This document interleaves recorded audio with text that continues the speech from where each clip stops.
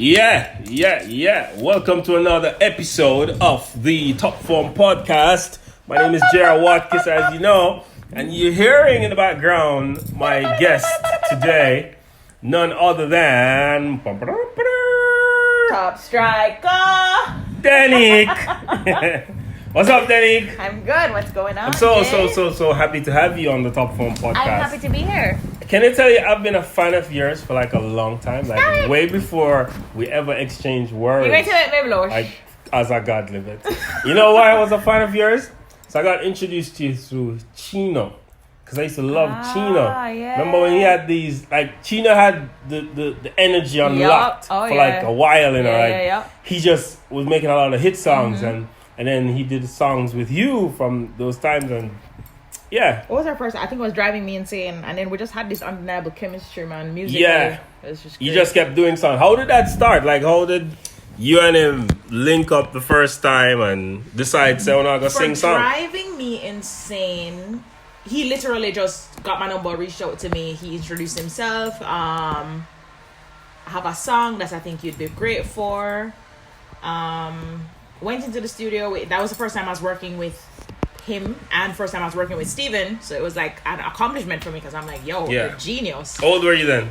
I think I was 21. 21? Yes, 21. And you were like the resident songbird in the entire country. Was. So he was like, yo, I think Denyque on the track. Yeah, and then when you met him, what happened? It was magic, like our chemistry, the three of us, like working with Steven. What I love about Steven, and that's why we ended up working together so many times after that, is he's so communicative. I love when a producer can communicate and say, okay, no, do that better. That's why I love working with Jeremy Harding. So they can hear things, and when they hear it, you know, they're like, nah, I think you can do that better. So they push me while at the same time, you know, we make good music. And he played the track for me. They explained. I kept saying, yo, this sounds so familiar. And Steven was like, yeah, it's a play on Mr. Loverman. Shabba. And I just started, like the words just flowed. And sometimes I battle with writer's block a lot. But when I'm in the studio and the mood is right and the vibes is good, I always just, the music just kind of flows. And yeah, I just heard myself singing based on what he was singing, and I did the hook, I think, in less than 30 minutes. Was that your entrance into hit making music industry? What was your first hit? Summer Love, yes. I remember that song. Cannot go wrong, Summer Love. Remember that song? That was a sexy, nice. Yeah. Yo, summer song always hits, you know. Always. Summer song. And that song we put out late. So I was even surprised that it did so well because we put it out. You know, they said timing is everything, and you're supposed to put out a summer song from June. We didn't put out that song till August. But it still did well, yeah. It's still summer. Well. True, in Jamaica. Yeah, so you, as a female in the industry, as a woman in the industry, what are some of the challenges like you see, both in Jamaica and internationally, that you've been through that you could probably just share with us? Wow. I don't like to use words like sabotage and, you know, those negative connotations, but I've been in situations where, you know, my mic was turned off, my mic was turned up too loud. Why did that happen? I don't know. You know, I've always been the type of person, Jay, to just kind of focus on what needs to be done. Like, I don't have the time for think about, yo, who could do that to me? Like, why would you do that? I'm just so like, yo, I need to put on a show. I need to make sure that I'm here to please these people. And I've always been very nervous on stage. Yeah, I'm still to this day working on my stage presence and my performance because I don't have that switch that flips when I walk on stage yet. You know, I'm still working on it. I have to close my eyes. It's like I get so nervous when I'm standing there and seeing everybody look at me, and I know I keep telling myself, okay, they're expecting something huge, you have to come, and, you know, I kind of psych myself out. But I just always kind of focused on that. And then at the time when Jade was managing me, she was always that person to back that too. She's like, no, I'll focus on that, you focus on performing, putting on a good show. So what else can I say? I mean, there are a lot of rhythms that I've never gone on, and I don't know if that was because of my management, if she wasn't doing enough where, you know, she wasn't going out and getting rhythms, or she wasn't talking to producers. But that's another challenge too. But then at the same time, I'm not that. I think people always like to say, Jamaican people always like to say, it's really DJ, you say jump on rhythm all the time. But there were a few rhythms that I would have liked to be on. I remember there's one producer that I reached out to because I loved his productions, and he straight up said to me, yo, he can't voice me because he voices another female artist. And I was like, okay. Really? That's how that works. Okay, one cool. at a time. One at a time. And let's talk about the stage performance. Were you at the Butch Banton show? no. So something happened at the Butch Banton show. He came out, lovely intro. Oh, yes. And then the his mic went. I heard about that. His mic went on one of his biggest songs, Destiny. Oh, no. Oh, no. So he had to start over the song. So Oh, you hey. felt the energy in the stadium go down, but his professionalism remained. It's almost like he remained unmoved. You have to. You have to. The first time that happened to me, like, and remember, Jay, I'm fresh. Like, I don't know what to do, but at the same time, I understand, like, I guess you could call it a survival. So I know how to think on my toes. So, the minute I realized my mic was off, I just started, talking at my highest level. Yo, can you guys hear me? I'm going to sing. I'm going to do this a cappella for you while they sort that out. We're having some technical difficulties. Yeah, I remember. And that was always my test, because I have a hard time talking on stage. Like, I can sit here with you and we can chat for hours. We can chat about anything. But you see, once I get on that stage, it's like, I'm like, okay, what am I going to talk about? What do these people want to hear? I allow what I think the people want to hear to drive me, which is something I'm working on because I need to work through that. But I remember I'll never forget this. It was YVA's. I had my entire show planned to the T. Because I watch a lot of award shows and I understudy a lot of international acts. So I always want to base my big performances off of what I see.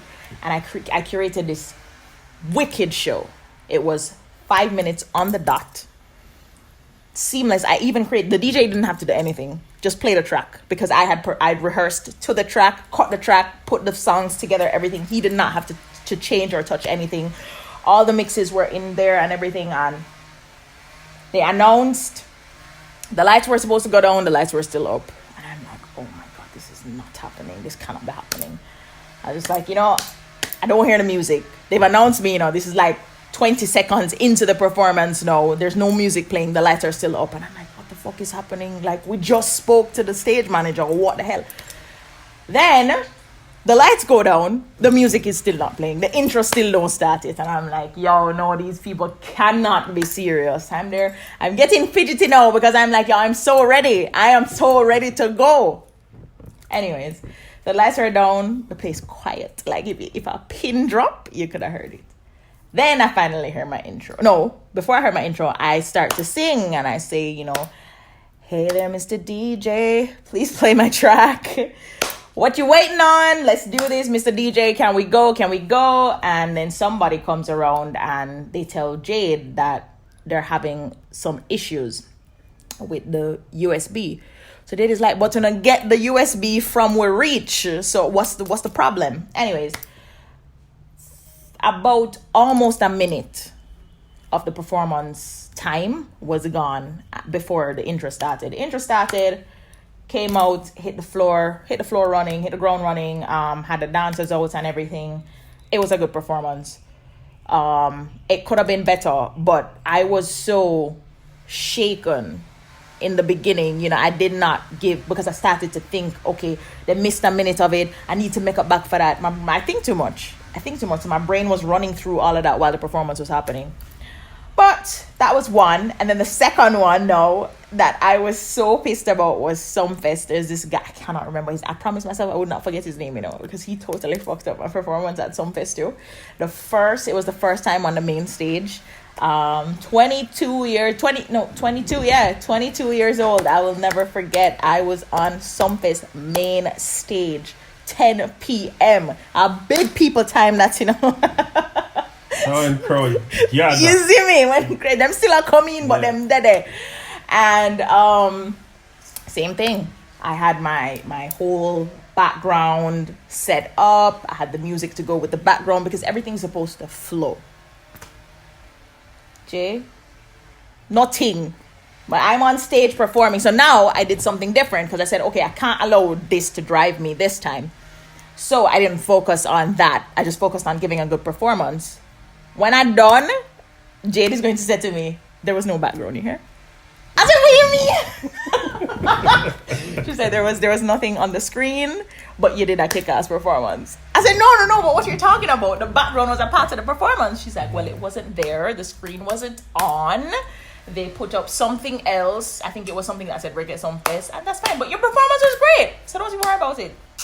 Yo, I worked for weeks, months to pull it off, to make sure, because you know how it go with video and music and I had scenes of me performing at other places, scenes of me signing autographs and everything to be playing in the background to show people, yo, this is what's up.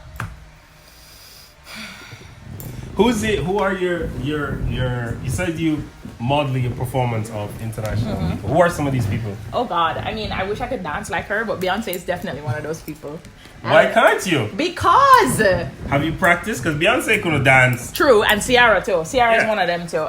No, I don't practice as extensively, but I don't have a lot of confidence in my dance. I mean, I'll dance if I feel the vibe, but I don't have a lot of confidence in it. Aaliyah was and still is one of my greatest role models musically. Carrie Hilson, and there was one other person who I just really loved. Adele. She brings this calm onto the stage, but she brings this calm. It's like Adele can sit there, and it's probably because of her voice, but she can just stand there and just sing. She doesn't have to move. She doesn't have to do anything. Yeah, her presence is... Few artists have that. Exactly. Yeah. So, but yeah, so Adele, Aaliyah, Beyonce, Carrie Hilson, those are my top. So... in putting together your set, what gives you the edge? Like, what are you going out there to give to people?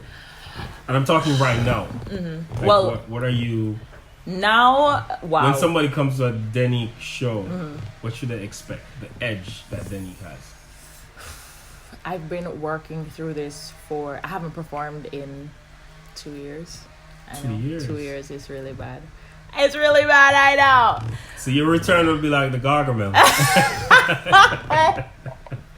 hope so. But the reason for that is you had a baby. I had a baby, yes. I had my son, and I needed to take a break. You know, I changed management. Well, not really changed management because I manage myself for the now. But I needed to take a step back because musically I was going to a place that I wasn't comfortable with. Like, I was doing songs that I didn't want to do. I was doing them because I thought that's what everybody else wanted to hear, and I don't think that's what people want. People love me for my authenticity, and I wanted to keep it that way. So I took a step back, and in getting back into the studio, I decided that my revamp is going to be something more real. So when somebody comes to a Denyque concert, the edge that they're going to leave with is, I knew there was a reason why I love that girl. No, it can be anything. It can be because my voice is great. It can be because of the energy that I send out on stage. It can be my personality. I don't know what it is, but that is definitely something that they will take away from it. Like, I knew there was a reason why I love this girl. If you weren't doing music, what else would you be doing? So many things. Oh my God. It's ridiculous. I'd be doing interior designing. I would probably be doing psychology. I love to talk to people and to kind of figure them out and help them along their life's journey. I'd be an artist. Because you did this on your wall, right? By the way, I want one of this on my wall. Maybe not this, but something very birdy. Well, there are birds. Well, for those of you who can't see this, we're looking at a wall with a tree. A tree of life. Yeah, it looks pretty cool. And the baby decided that he needs some attention. You want to be on the podcast? Just ask Uncle Jay. So, you would have been doing decor. Have you thought about anything in the arts and acting for sure? You go into acting? Have you ever acted? Yeah. Tell me. I've done a lot of live TV. I've gotten some spin-off shows based on my role as live TV. I was in the pilot episode for this local TV show called Real Friends. there was another thing too that happened in that. I can't remember exactly what it was, but Jade said to me that we're not gonna do it. We're not gonna do the actual thing. I don't know if they were taking too long to shoot or something, or other things were coming up. I'm not sure, but I remember I just did the pilot episode, and I've gotten called in for one or two, maybe three movie roles, and 2 I turned down because some of the scenes were too racy, and I just think that for my entrance into the acting world, I don't want them to be that racy yet. Tell us about some of the movies you turned down and the roles, so that we can look at it and be like, oh, that was gonna be Denyque. Okay, well, I was supposed to be and they chose a great girl because I love her. She's a sweetheart. Kimberly Patterson in Dancehall Queen, King of the Dancehall. Yeah. Right, yeah. I was supposed to be her, and so you were supposed to be kissing the camera under the falls. Yes. And being the main girl while the Bonner girl comes yes. up in your face. Yes. For your man. And done me. And then there was another. I was actually supposed to be in the cast of Luke Cage as well, but that got canceled. Oh, I'm glad he didn't do Luke Cage. It got cancelled. Luke Cage was such a dramatic overacting. Okay, because I never watched it. I used to hear about Jamaican it. Yes, wow. people used to always tell me about that. Like, where do they get these people from? Totally crazy. The scripting was all right, but the acting was obviously non-Jamaican people. So maybe if they had you, it would have been a better movie because you'd have loaned them your accent. Easy me. So this was for the second season. Third, and it got cancelled after the second one. Or is it? Yeah. It got I know it got cancelled because it wasn't getting enough viewership and it just wasn't doing as well as they. Because of the accents. Probably. They should have had persons in real there Jamaican people from Jamaica. I agree. Yeah. I agree. And then we're gonna talk about some more positive ones now. I actually got casted for a show that's gonna be launched this year. It's called Lawless. It's a TV show based on the kind of underground of the FBI and the Secret Service-ish. I am a special agent in the show. Yeah, I can't give away too much yet, but yeah, I'm a special agent protecting my... And people are going to be very surprised to see who my dad is. Bontica? No. Which one, Dan? No, Butch is not my father, no. So this is an American This is an American movie. Well, it's a series. Pretty cool. So pretty yeah, cool. And then I was also and I was cast for Which another station one. will it be on? We don't know yet. We're trying to get they're trying to get FX and Fox. So hopefully we're crossing our fingers. No, that's pretty dope. And then another one, I got cast for another kind of Jamaican spin-off called Blouse and Skirts that's supposed to be coming out early 2021. So crossing our fingers on that. They're just waiting on some other stuff as well. And what's the next one? And y'all know James Bond is shooting in Jamaica, right? Yeah. Yes. So that's a maybe too. So I kind of just have maybes out there, but I'm looking forward to them. Looking forward to the experience. So what if they learning ask you from to them. be racy and naked and kissing and under the falls again? Well, I mean, what? 3 years later, hey, maybe. As an actor, I'm a trained actor. Like, this is what I studied in school. I was really supposed to be acting. This is my dream. Then I realized that acting does not pay, and the roles come far and few Yes, between. they do. Actually, last movie I did was a movie called Better Must Come. And I remember when I got my pay, I was like, "Are you serious? This can't be life." Don't it? So I made a decision then that I was gonna be the boss. I was gonna be the producer of all the movies. I love that. And I've since launched my production company, and I saw that ad that you did for Bank of Jamaica. Yeah, we did like 7 Bank of Jamaica ads. That was dope. A couple of the ads for other people. That was really dope. But I made that decision then because behind the camera makes more money. But as a star like yourself, that you already have a brand. I think acting is good. However, to cross the insecurities of showcasing yourself, you have to first know that it's not you. There's a difference between Denyque and whatever role I'm playing, whichever character that is, and whatever that character needs, you must be able to give it, and that's why you become authentic. If you don't smoke and the character smoke, you have to learn how to smoke. And it's so funny you said that, because my favorite actor in the entire world, hands down, is Johnny Depp. Yeah, and Johnny Depp is like a method actor. Listen, there's nobody like him. I'm sorry. There is nobody like Johnny. Johnny is the most exceptional human being I've ever Very few seen. actors. You watch Billions? No. Oh my God, watch Billions tonight. Really? Don't let tonight pass you. And you know what? Season 1. it's at season 4 now. Season 4 is launched on I'm Sunday. watching Van Helsing now. I don't care what you watch.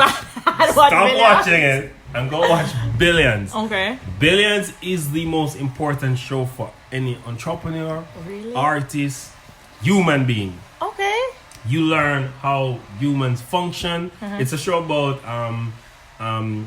capital investments. So AXCAP is going against the Attorney General.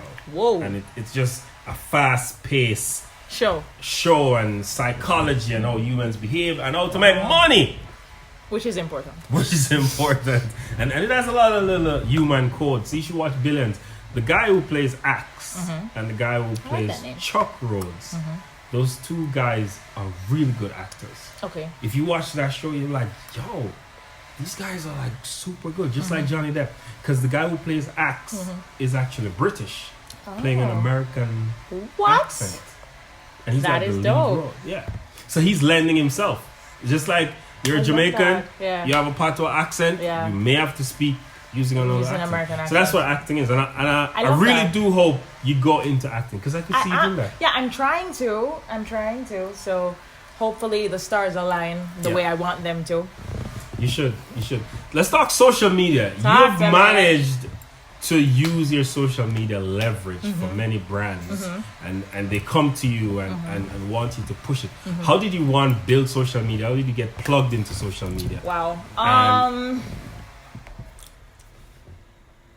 After Make Me Believe You, I think that was when Instagram really started, and had a couple of people it's like, I'm not kidding.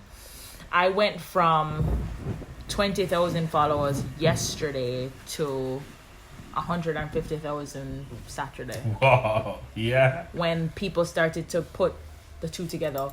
Oh, that's Make Me Believe You. And then I did a show when Fly Jamaica had just come about. They wanted to do an inaugural flight to Guyana. So we went down there, people were wondering. They didn't know my songs. They didn't know me personally. And I remember I could see the recognition on their faces. Like when Tifa performed, I could see them recognizing that, oh, she's the one that sang that song. And I think it was Sasko too. And then when I went up and, I started to sing, we were supposed to sing 2 songs. So I started to sing Hooked on Me, which is one of my favorite songs to sing. And then they were grooving. And then I started to sing Make Me Believe You. And everybody went crazy. And I'm like, what's happening? I couldn't understand. And they were like, this is the biggest song here. What are you talking about? We're so nice to meet you, blah, blah, blah. And then I'd literally be driving through Guyana, Jay, and hear taxis, doors open, music turn up loud, Make Me Believe You bumping, parked at a bar. And I'm like, for a taxi man play a song. Yo, you know it's shot. So I was like, yo, this is amazing. And then after that, social media just kind of took off. It spiraled, and Guyana, I've got a lot of shows from there, and it just started to build. And then I kind of feel like that's when I kind of feel like I started to do start to handle things on my own, because Jade was into a lot of farming now. She had to take that over, so she couldn't give her attention where it needed to be. So I started to do a lot of things by myself, with Volkswagen. They reached out to me And it was a friend of mine at the time. She knew the marketing director, and he was like, yo, I love her. She has this star quality. We'd love to work with her. We're launching a promotion on the Tiguan. I think she'd pair with it perfectly. That was 2015. And that's kind of how my ultimate dive into brand collaboration started. Before that, I did something with Samsung US, and I did something with Pepsi. But I think it was really the Volkswagen deal that really cemented that, okay, this is, like they like to say, Jamaica's sweetheart, and we want her. And after Volkswagen, you know, I worked with Iberostar, JetBlue, so many other people, Lifespan, Springwater, you know. So brand Denyque is obviously a staple in Jamaica. Yeah. Where do you want it to go? I want to become, I saw this somewhere and I realized that it's the same thought I had when I told somebody 4 years ago, that I wanted to be like Tide. They couldn't understand. They're like, you want to be like soap powder? I'm like, yeah. Because every single household in the world needs soap powder. That's true. They need it. It's a staple ingredient. They need it. And then they're like, okay, well, tell me somebody. And I think you and I had this conversation where I told you, like, essentially, Kim Kardashian, like what she's built, that's where I want to be. Because if you look at it, well, of course, you know, with talent and everything else.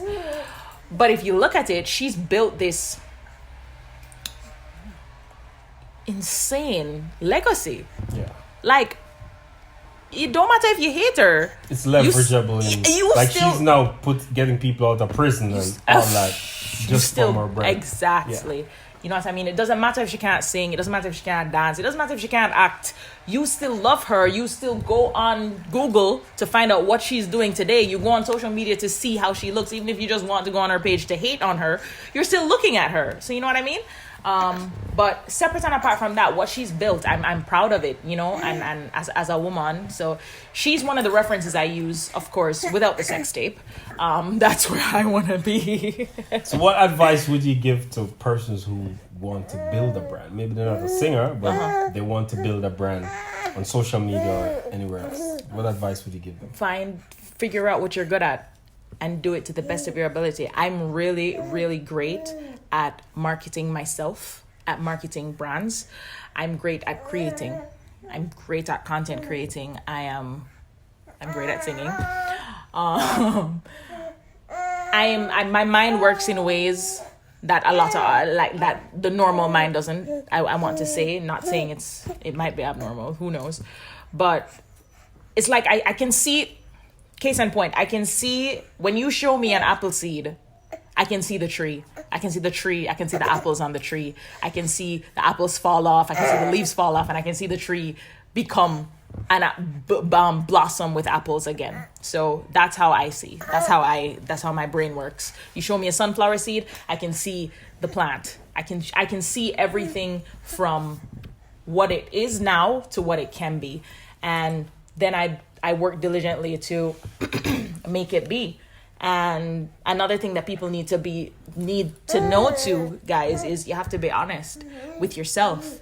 You know, you can't be out here, you know, singing all these songs or you're doing different dances or whatever, but you're not getting anywhere. But you're not getting anywhere and you're blaming everybody else. You know, at the same time, you have to really look at the situation objectively.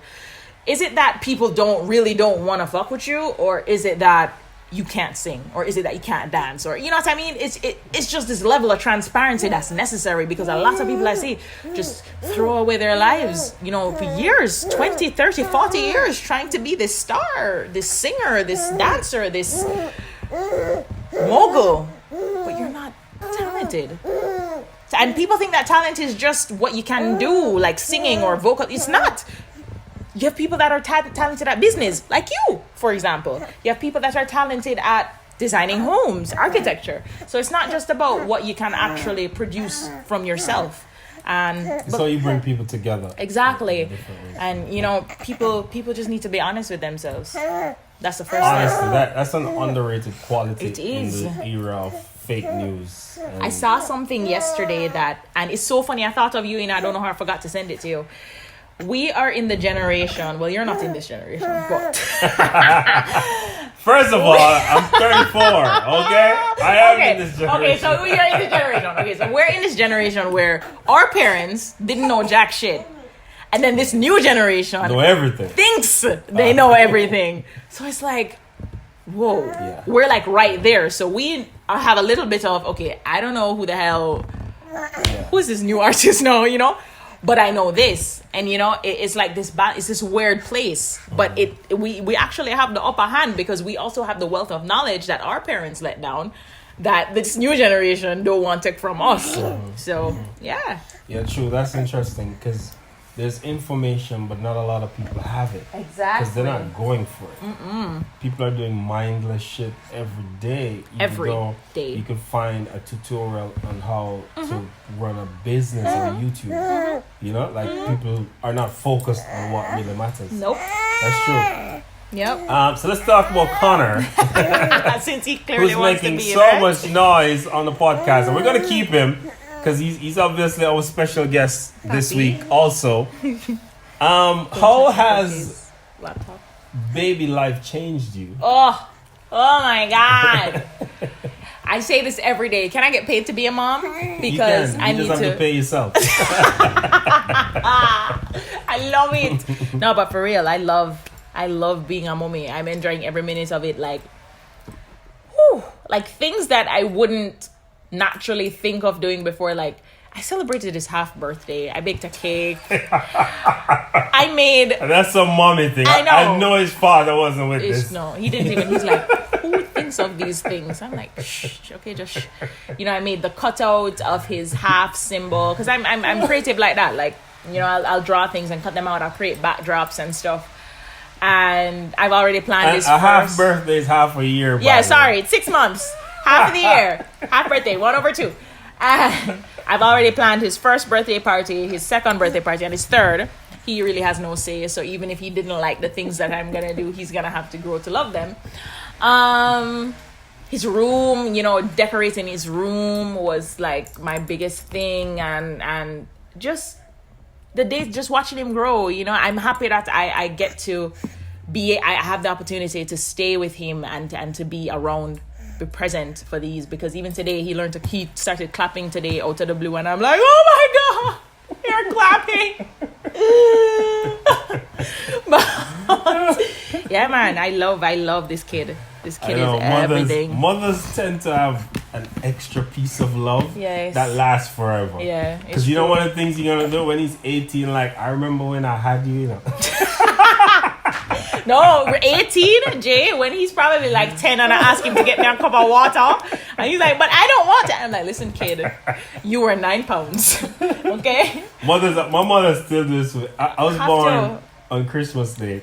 Every year. Oh my God. Literally every year. My mother tells the story of how she was in labor during Christmas. Why you biting my cord, huh? Papa. Huh? You're supposed to give your input on this conversation. Yo. Wow, yeah. And I don't think, I still go through it too. My mother talks about, you know how long I carried you for? How dare you tell me no? And I'm like, lady, not today. Do you think having a baby slowed you down? No. Or you feel more motivated? I definitely feel more motivated. I feel more open. Like, I feel like all the things, I say this, I said it I was talking to a friend the other day, and I said, you know, I think in 2016 I was awakened awakened in a way where, you know, I see things now in a whole new light. Like, even little insecurities that I would have had before, I don't have them anymore. Or even if they're still there, they're so minute, it's so easy to look over them. And, you know, the motivation to just be better continuously definitely came when I decided that, I was ready to have a kid. And, you know, I'm just in a different place right now, and this is where I want to be. I have people who are coach, right? Females, a lot of females that are coach. And I tell them all the time when they're feeling like they don't know where their purpose is, to have a child. A child. That don't work for everybody. No. A child will immediately give you something to do. That don't work for everybody. Them, if they don't, then they're workless. Exactly. So then you need to fix something else. But a child is this quickener. Yeah. It is like a seasoning in your life that, oh, now I have to cook 2 dinners or cook for 2. And, you know, and it makes you now hunt. Especially as a man, makes you hunt. If I'm pricing things, I'm thinking of my 4 children. Yup. I'm thinking of how I need to support everything. I'm thinking big, and it helps me as a businessman true. to understand my value. Yeah. Because my value is now not just for me, but for It's for Holly. the kids. So I too have to give people the value to cover all of what I'm doing. So a child does come with that energy, but as you said, not everybody feels it. So 2 years after taking the hiatus off the stage, when are you going back? Well, I would love to start performing again. I've been in rehearsals. You have? I have been. See? Didn't think I would. Yeah, I have been. And, you know, it's been so refreshing. Just kind of getting back in and just singing again. You know? So you'll be doing some showcases? Hopefully. And all these brands better sponsor that you have loaned your talent. I hope on a listening, yes, but yeah. So I want to just putting a show together. There's a thing that happened, right? There's coffee. Yeah. Coffee is a new wave in reggae music, and she's being touted as the next thing, right? But I haven't seen a coffee show. No. What I've seen is Coffee appearing on stage. Because she Cocoa Tea brought her out at Mojo. And she has been doing that for several shows, but I don't know if that's a strategy for the record label or Maybe. her. Oh yeah, because she's about to be signed, right? She's signed already. To Atlantic. No, Columbia. Oh, okay. And her song is even in this new movie by nice. I love Jordan Peele. I think. Okay. Toast. But I don't know if not showcasing herself, a coffee show, is good for brand coffee. Because I want to see her. I want to see what she's capable of. Me too. And by herself. Yeah, because I think she's talented, but there's something that I don't get when she just come on stage and do 2 songs and leave. It's true. The longevity of it. I remember when Chronix was coming, we saw a Chronix show. So we were able to digest what he is and love what we love and don't love what we don't love. And then work on it till it gets better. Yep. He wasn't just running on stage. No. So what value do you think there is in putting together a set to perform? Oh, no, it's very necessary. Valuable in the sense where, like you said, people get to see you. I have done, in my entire career, I've been in the music industry now solidly for 9 years, and I have done 4 major live shows by myself where, you know, I invited other artists to come perform, and it always gave people the opportunity to see me, to see who I am. And I think that's why organically I have so many fans or so many supporters, I like to call them heroes, that are drawn to me because I've given them the opportunity through social media and, you know, even in person. Like, as somebody said to me one day, you know, how come you don't have an entourage or whatever? I said, because I don't have a celebrity complex. I don't need that. You know, I want people to feel. Did Connor just poo-poo? Connor, that's so disrespectful to my audience, Connor. Huh? What kind of G'd up style is that? Yeah, you were saying you have a celebrity complex. No, and a lot of people tell me, "Oh, you need to get that, because you're a star and you need to treat yourself like a star." And I'm like, I do treat myself like a star, but I'm not an arrogant bitch. So I'm not going to walk around thinking or behaving like I'm better than anybody else, because at the end of the day, I want my fans to feel comfortable. I mean, even if I'm not in the mood one day and somebody wants a picture, I'll probably tell them, hey, can we do this another time? But, you know, it's a picture. You probably never see me again in life. You know what I mean? So sometimes it's just like, okay, yeah, let's do this. How do you manage the social pressures of being a woman in the industry that men don't get? Like, I could go on stage. If I was a DJ, I could step on stage in my slippers and rock it and they scream, but they wouldn't necessarily afford you the same because they're looking at you from head to toe, the hair, the nails, everything. Like you have to be done up. How do you manage that? You know what? I look at it like, Jay. I'm realizing as I'm maturing and I'm realizing that a lot of yourself comes out, the more you grow. And if you look at for example, if you look at Denyque when she performs, I went to one of her shows, it was amazing. I love her. When you go to a Denyque show, sometimes she's in baggy pants and a tank top and that's it. Like that's her performance. That's who she is. That's who you're getting. And then Tiana Taylor, I mean, of course, she performs with a whole lot of bang and dancing and things. But when you look at how she dresses, it's simple. She's herself.